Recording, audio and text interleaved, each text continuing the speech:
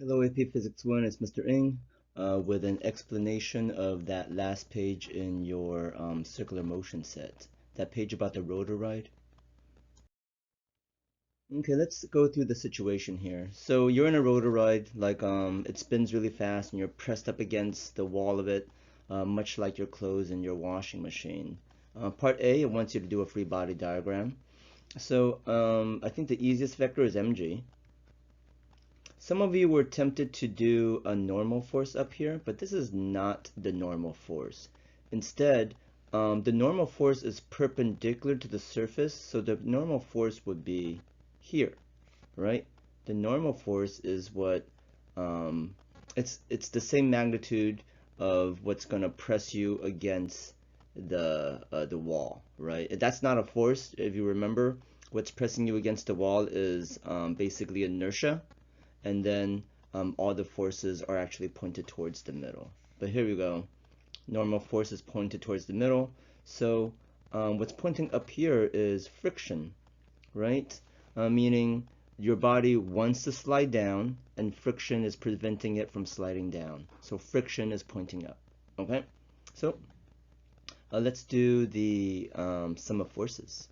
So the sum of forces is just going to be, so let's do sum of forces along the axis, the only thing that matters, is equal to the normal force, which is going to summed up into the centripetal force, right? That's just the way we set it up.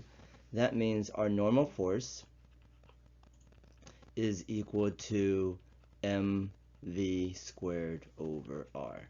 And that's going to be kind of the big kicker. This is kind of what this page is all about, okay? Okay, when we got to the data analysis, a lot of you guys had questions and I was not, I didn't really answer them very well. So I hope this video can make up for it. So it's all about that relationship that I just showed you. Normal force is equal to mv squared over r, right?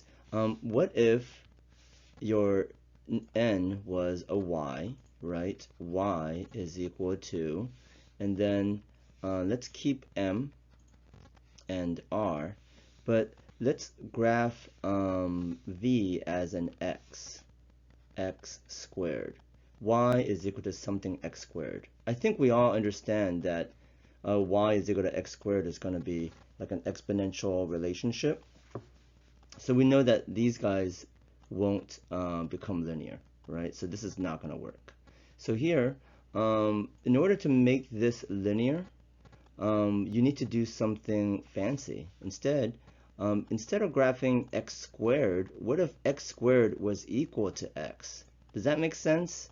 Like, what if we accounted for the squared in our chart? All of a sudden, it becomes y is equal to m over r, which is a constant, becomes x. This is a line, right? So all we got to do is do all the squares. This is going to be our velocity square. So 25, 64, 100, 144, 15 squared. All right. So that's the trick. N is equal to mv squared over r. If you graph it as is, where v is your independent variable, where v is basically your input, your x, and n is your y, it'll be exponential. But what if you graphed it and you considered it as v squared, right? You graph it against v squared. So you're graphing against the square. Then you get a line.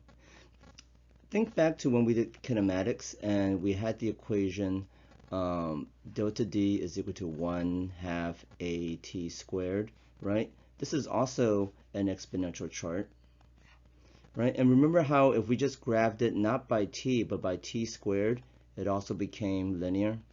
Just a fancy little math trick that you got to remember in AP Physics. So what is the slope of the line? The slope of the line is going to be m over r. Oh man, I can't. The abbreviation for slope is m. So yeah, that's the slope. So last part, determine the radius of the ride if Carlos's mass is 50. So it's just 50, and you got to find that slope.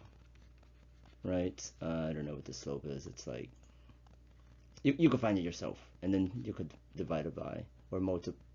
Do Yeah, you could figure it out. Thanks for watching. Bye.